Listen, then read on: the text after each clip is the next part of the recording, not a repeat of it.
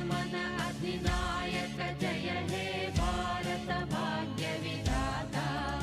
Punjab Sindhu Gujarat Maratha Dravid Utkal Banga Vindhya Himachal Yamuna Ganga उच्चल जलधि Tharanga.